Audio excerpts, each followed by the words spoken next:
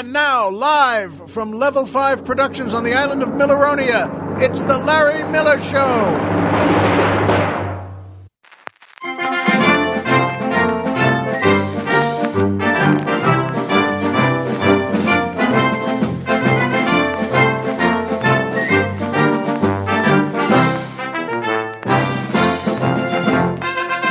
Good evening, Mr. and Mrs. America, and everyone who loves tricky lawyers.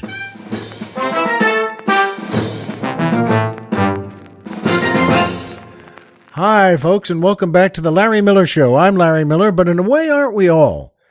And I don't mean something bad by saying tricky lawyers, by the way. I'll explain that more later.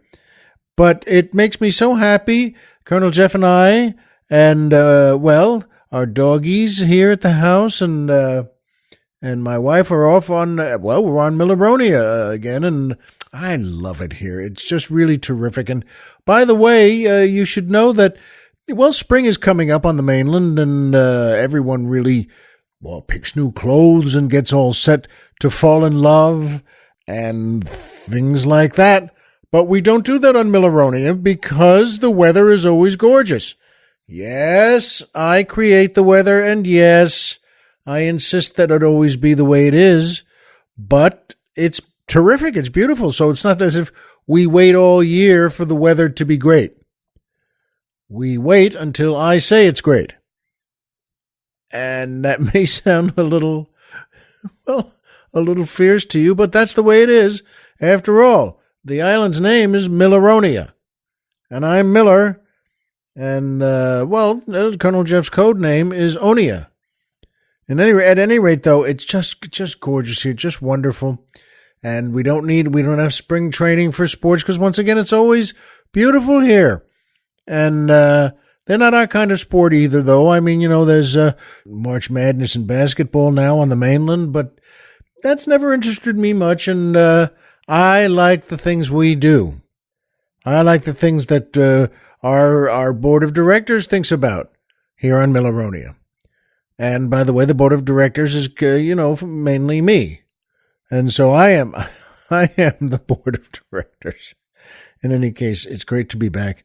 And I feel wonderful. As always, that music makes me feel great. And that, of course, is the Mike McDonald Orchestra and the Amy Adams Dancers, featuring boy tenor Mike Lucking, asking the musical question, in music, there are a million cover bands, so why aren't there cover comedians? Well, good question, Mike. Mike always has some thoughtful things. And the main reason why, though, I must tell you, is because it wouldn't work even for a second. Now, in music, of course, has parts that are already great in the music you love best. Well, like the melody and the harmony and the instruments, and lots of other folks can make a band and just roll those together and roll them out and make your favorite songs sound good. However, the deepest and the most important parts of comedy are the personal parts delivered by the heart and soul of the comic who wrote them. And if you imitate those, it never sounds right, and the time you spend on them is wasted. Plus, it's not funny. Other than that, now I know I'm a comedian, and I know I might be a little more sensitive about that, but I think that's true. I think the points I made are good on that. Now, by the way, older skits, they're wonderful things from the 19th century and vaudeville that are just terrific when they're relearned.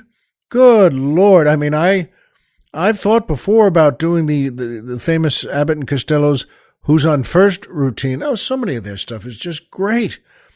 And it's wonderful. Who wouldn't like to see that? But you know what? When you can't beat something and can't even get close, let them do it forever. They own it. They should have it. It has their faces and their names right on it. Who's on first? Abbott and Costello. Slowly I turned, step by step, inch by inch, step by, I was crept up on him and I hit him, and that's a great routine that, by the way, Abbott and Costello used to do as well. And so many great comedy teams from the 20s, 30s, and 40s did. That was a classic vaudeville bit. You don't get bigger and deeper and better than that. And is it wonderful to see? Yes. For people to work on that again, it would be wonderful. And you could make it your own, add little things to it. I guess what I'm getting at, though, is when you say cover comedians doing some of your favorite stories or favorite bits and favorite parts of their act, you know what? I don't think it would work. I think it's better to stay with cover bands and afterwards go out and get a couple of drinks and then take your wife or girlfriend home. Or both of them. At any rate, good question, Mike. And you know something, by the way? I mentioned Mike McDonald there, who, God bless him, a wonderful comedian, and he just passed away just a few days ago. He was Canadian, and, well, he was a great addition to the show business firmament, and now he is literally as well. God bless you, Mike, and good luck in your next world. And by PayPal. That's right. PayPal, boy, folks, again, company, you feel better just working with them. You feel like you're saving the world yourself. And who knows, maybe you are. And PayPal, you can get there any way you want. And there are many things to do with them. If you enjoy my show, for instance, and why wouldn't you? And you'd like to send a few bucks to help out, and why wouldn't you? You can do it all through PayPal. And instead of saying donate or pay what you like or join the Platinum Committee, I always just like to say, buy us some drinks. That's the best way to help out. And you know what? There are different levels 1 through 5, all the way up to, we're driving to Florida!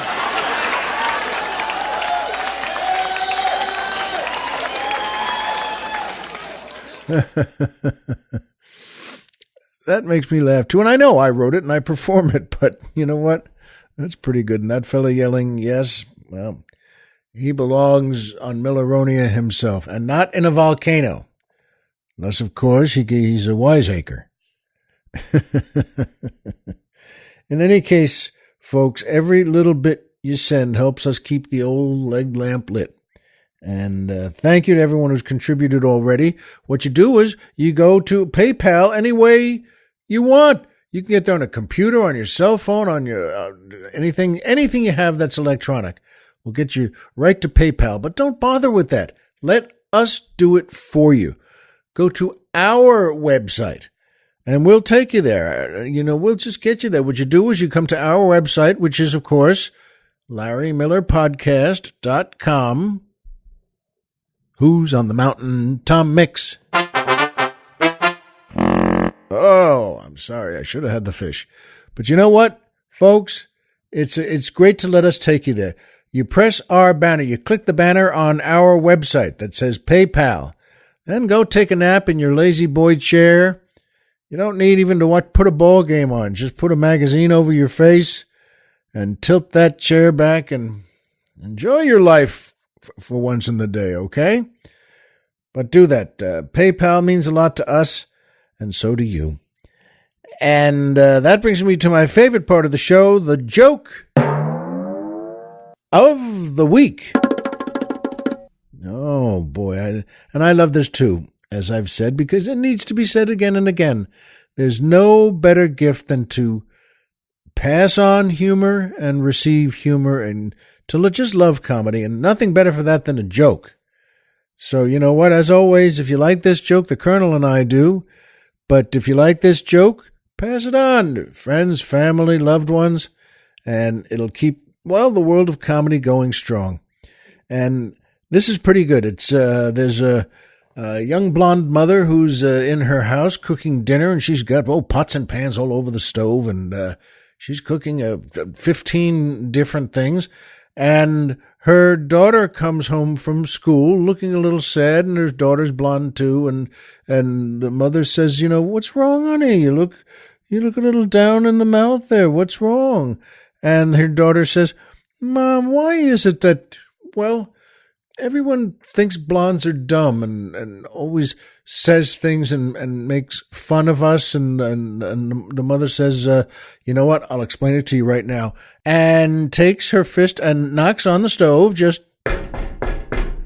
And her daughter says, "Oh, there's someone at the door." And the mother says, "See, that's why it happens to us our whole lives. Now, watch the pots and pans while I go see who's at the door." We got a kick out of that, and I hope you did too. Oh, again, it's funny too, because even when you start that joke and you say, well, there's a young blonde mother, there are shorthands. There are phrases that, oh, okay, so it'll be this. Let's see if this is any good. And I think that one is, and so does Colonel Jeff. And that brings me to my second favorite part of the show, the Poetry Corner.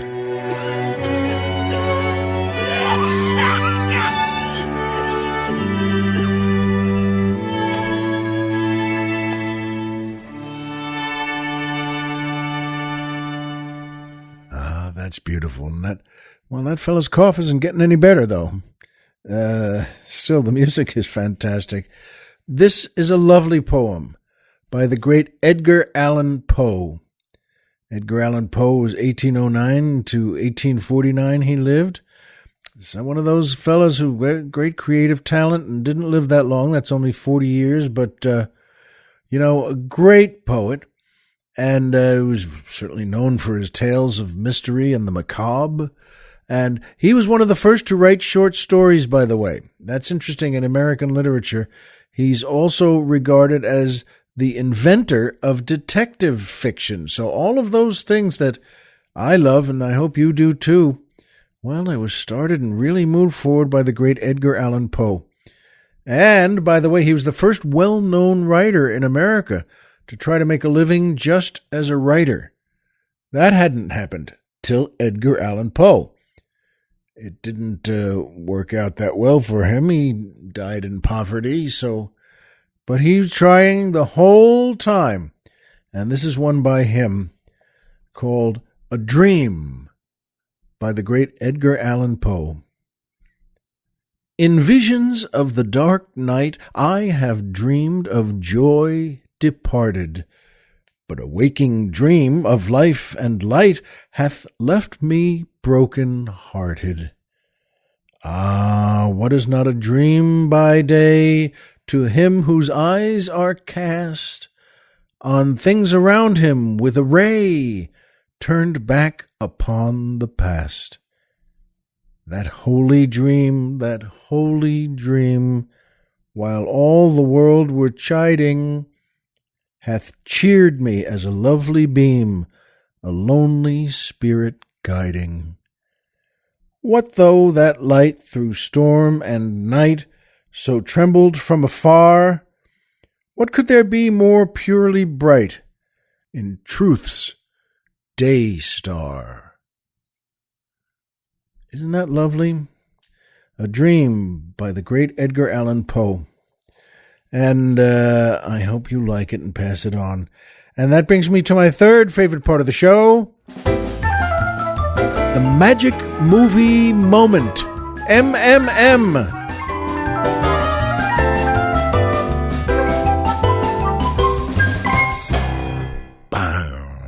Still the greatest piano note in history. This is a terrific movie. I've seen this many times, more than several, 5, 6, 7. This is one of those movies, when it comes on TV, on cable, you just say, well, I've got to watch this again. And it's called Charlie Wilson's War, from 2007, directed by Mike Nichols, written by Aaron Sorkin, starring Tom Hanks, Julia Roberts, Amy Adams, Ned Beatty, Philip Seymour Hoffman. What a cast. And the cast goes on and on. There's another 20 folks there who are just fabulous. And what a group, what a team who made this movie. And it's wonderful. It's fun. And one of the scenes from it is that, well, Julia Roberts is great in everything, but she plays, a very wealthy billionaires and she's in a lot of the issues and very involved in things Charlie Wilson's doing. But she's very, very cool to watch because she is in these issues and she doesn't kid around. She's always throwing some kind of get together and benefit. She's always traveling to meet the leader of this country and that, off in the Middle East somewhere. And boy, she's fun to watch. And she's tough and she's gorgeous. And she's sexy, and she's very religious, and she just loves getting all the stuff together that she does. But the magic movie moment today involves her that, well, they're all right there in a bar, and they're looking to celebrate because they just had something good happen in one of the issues they're working on there, and they're having a few drinks and then a few more, and they're all drinks, by the way. These are martini drinkers. And if you know anything about martinis, you know what that means. It means, watch out, you know the old saying about martinis. 1 is not enough, 2 is too many, and 3 is not enough. And if you know what that means, I do. Nothing truer has ever been written. But they're in kind of a cool Washington, D.C. political bar. It's not fancy, and it's late at night, and the next day they're getting on a plane and they're going to some big place with one of their issues going on, and they find out that something good has happened. The news comes down that Tom Hanks is not gonna be indicted now for his cocaine use, which was in the Cayman Islands or something, but there's no extradition, so that's something worth celebrating. And he was the first congressman, by the way, the real guy, to use young women in his office as all his assistants. And they were all gorgeous. They're beautiful, but they're really efficient. And Philip Seymour Hoffman works for the CIA in the movie, and he has a good funny moment trying to pick up Julia Roberts, and she is tough as nails and fun to watch. And they all realize, wow, that's good news. Okay, so they're getting up to go. They've had enough to drink, and Tom and Philip are in the lead, and Julia Roberts walks past the other 4 or 5 young women who are just beautiful, or in the main part of the bar there, and there's no one else there, and Roberts just walks by in profile, and they're just looking at her walk by, and she just says to them, sluts. And she hits that in a way, folks, that no one else could. Just the word sluts. And that just stops them in their tracks, and they just, and wow, that was, the billionaire financieress, or financier. And that moment, boy, oh boy, again, Julia Roberts is great in everything she does. And I've worked with her a couple of times, come to think of it. And that's, I thought that was pretty great too. But you know what? When she hits that ball, sluts, it's a great written line and well directed, well blocked. And it's a heck of a magic movie moment for this one. See the movie. If you haven't, see Charlie Wilson's War. It's a lot of fun and very meaningful. And I'll see it again anytime. I hope you will too. And you know what? It reminded me, I've been having dreams of my dad and grandfather and me. And my dad and grandfather have passed on. And the dreams are of their starting something else there in the next world in heaven. And it's a whole operation that they're getting going. And they're waiting for me to join them in it. And I believe that. And I'm really looking forward to it. And as Colonel Jeff said, though, not right away. I don't want to join them in 7 weeks. Hopefully that's many, many years from today. And, and my mom is, I've had dreams about before a couple of times, but she's not with them because my sister and I both thought when she passed on that she was immediately assigned as the commander of a whole other galaxy, that she was right up there, well, in God's universe. And he just said, nice to see you. Hug your parents, see the river, but time to go. And it reminded me, what did my parents mean to me? And what do I want to mean to my kids? That's, well, I hope you know how important that is. My parents meant everything to me. They were great people, tough as nails, and they're from Brooklyn, and boy, they were, well, tough families and tough people, and they weren't afraid of anything. And they were, here's another interesting thing, they were completely honest. That may not sound like much, but I mean, they were, God bless them, they never took a penny from anyone. There's nothing criminal about them. My dad, as a lawyer, by the way, was once appointed to be head of the New York City Housing Authority, the whole legal department. That's a big job. And that's a big appointment and a big honor. And he didn't last long, though. He only lasted 6 months because that's one of those organizations where they come to you within the first few weeks and say, okay, great. Nice to meet you, Mr. Miller. And we're having a new shipment we just ordered coming in for desks. And see, these guys used to, well, steal a lot from their deals. And my dad never did. And he said to them, you know what? Thank you, but I don't take anything like that. And you shouldn't either, by the way. But if you're going to do that, do me a favor and just leave me out of it. And don't let me know when things like that are going on. And he said he wasn't going to have them, wasn't going to turn them in or have them arrested. But crooks, remember, criminals never trust someone who's not a criminal too. They never do. And they can't trust that. And they all began to kind of look over at him and just say, you know what? This guy's got to go. And so but that's an example of, well, my mom and dad and how much they meant to me about that. My dad, by the way, was a great trial lawyer, truly great. And he used to represent, especially in the first 10, 20 years of his career, criminals.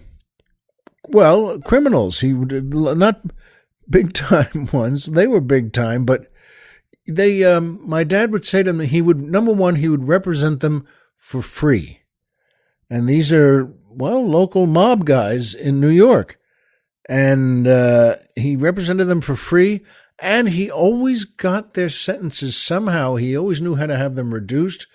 Before sentencing, they knew, and he had told them that, well, instead of 8 to 10 years, it was now 3 to 5 years at one of the prisons, in upstate New York. And so they knew, they really respected Mr. Miller, and they knew he was honest. And one of those, in fact, these stories are great because they're true. In the federal courthouse in New York and Manhattan. Now, you've seen it. I've filmed things there. You've seen it 100 times. It's got the big columns and the 50 steps going up to it. You've seen it all the time, even as trials are going on in there. And he was with one of his groups he used to call the gang that couldn't shoot straight. They were good, they were criminals, but they were never that good at it. They were just, they had one of the guys called the head of it boss. The boss was called the boss, but it was one of those, again, like from the 50s of, hey, boss, and they wore dark shirts and lighter ties. I mean, they looked like all the, gang guys you'd see on TV and in the movies in the 50s. And so they were convicted. They're about to be sentenced. And my dad's with them, and they went down to have lunch before the sentencing in the courthouse. And this is a protected area. This is down a few floors, and this is run by guards and cops who are armed, and they're on the balconies there, and they're all looking down, and they're all walking through there, and they're not kidding around. They're not there because it's a joke. And the boss, so my dad's with them. He's leading. They're going down to cafeteria style food, and the head of them, the boss, is walking down. Then three other guys, and as my dad said, he glanced back and he noticed they're stealing everything they want. It was like that scene from Animal House, but even way more so. They're putting sandwiches in their pockets, wrapped sandwiches, and picking up a plate of Jell-O and just and eating that and putting the plate back on the shelf. Now, my dad thought, the place is armed. We're in the courthouse. You're about to be sentenced. Couldn't you just let it go for now? And they're taking everything in sight and moving along with their trays, and, they wind up paying for a glass of Coke or something. And as they're going down, the boss sees my dad looking at this, and he leans over to him, and he just said, "Hey, Mr. Miller, we're crooks." And that explanation, my dad looked at him, and, well, it seemed to make sense, that, oh, so you mean this is what you are, and you don't stop what you are. But he didn't say, he just saw that, he looked at them, and they said, all right. And they continued on their way and sat down and had lunch, and then went up to get sentenced. But you know what? God bless them. My folks were the sweetest, toughest, most honest people in the world. And my dad, by the way, had a lot of the criminals come to our house because he insisted he wouldn't, as I mentioned, he didn't charge them for anything. They knew he was going to get them better sentences, a reduced sentence. But he said the price on their end is they have to go straight. He insisted, are you ready for that? I want you to go straight. I want you to stop doing all this stuff and just get out of it. And, you're big boys. You can do that. Well, big boys, they were in their 40s, 50s, and 60s, and they were very prominent. And they were well known for, being able to do a crossword puzzle with one hand and strangle a guy with the other. And so he had them come to our house, and we didn't mind. I didn't mind. The kids didn't mind, and my mother thought it was a good idea. And, well, Daddy is helping these fellas and straightening them out. And one I remember, I'm just making these names up because, well, there's no reason to say their real names. And there's an interesting fact about that because one of them was Tom Allen. And you may say, well, wait a minute, that sounds like a guy in a clothing catalog. It doesn't sound like a big gangster mafia guy. Well, that was a phony name. He changed the name. His real names ended in vowels, and he didn't want to. He wanted to be known as Tom Allen. He was getting out, and he was going along with what my dad said. And he used to come to the house, and because my dad with these guys would very often teach them to read because they couldn't read, and they couldn't. Well, they didn't know their letters, but he didn't. He helped teach them that, and he would always say to me, "Go get a couple of your comic books," and that was he would give them those when they went home because they would come to the house 4 or 5 times. And I thought that was great. I didn't, but wait, they're my comic books.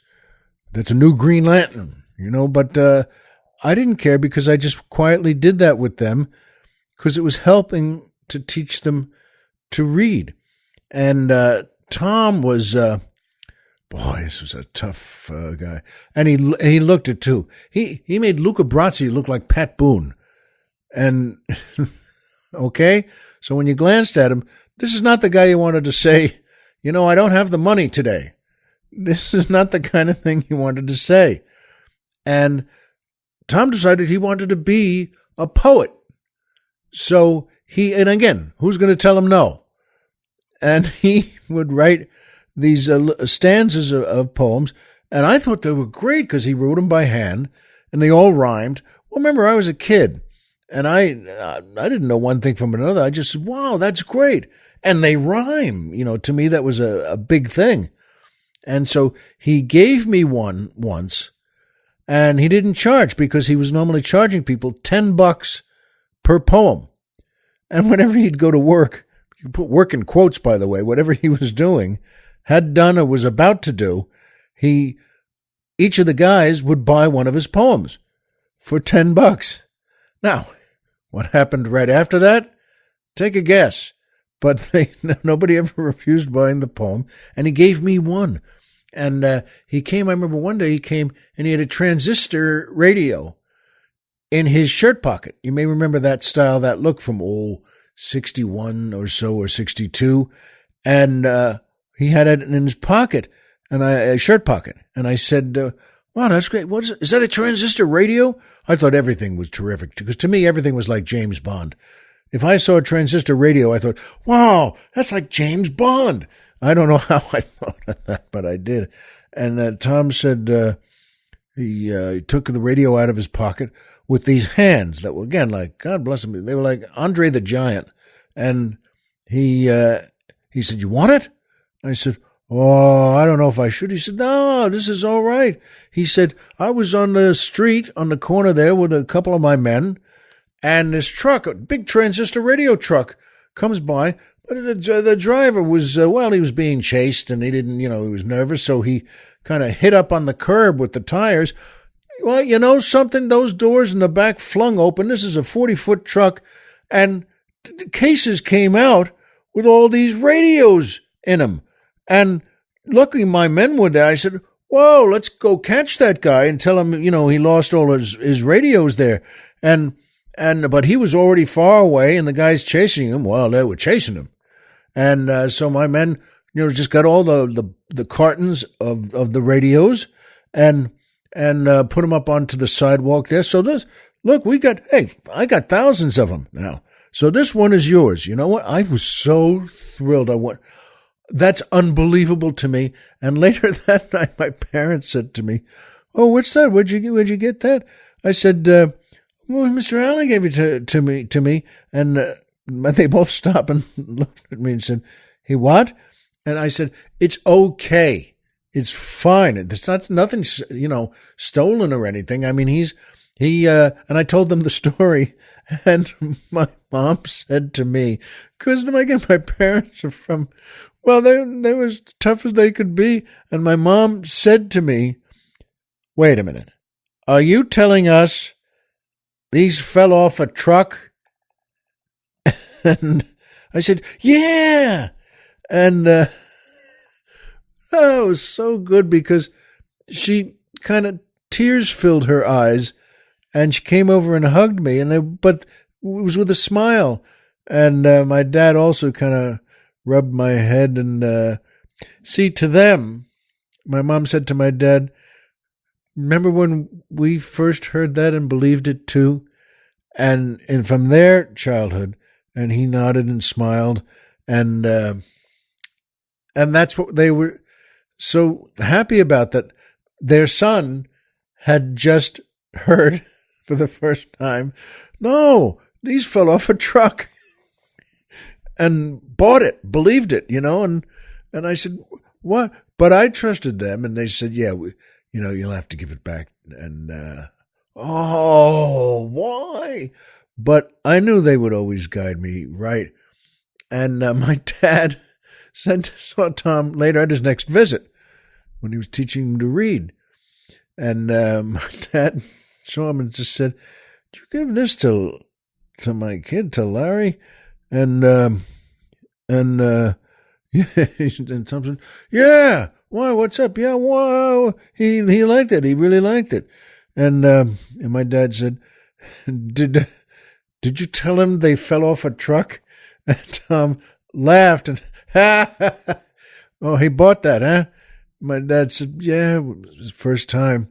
And my dad was smiling his smile again, and Tom was smiling his smile. He said, Mr. Miller, you got a good kid there, and you raise him good too, see? Look at this, a house. And so that's, well, folks, you know what? That's what it meant to have my parents. And I loved them so much, and I still do. And I still have dreams about them, and I will for a long time till I'm together again with them many, many years from today.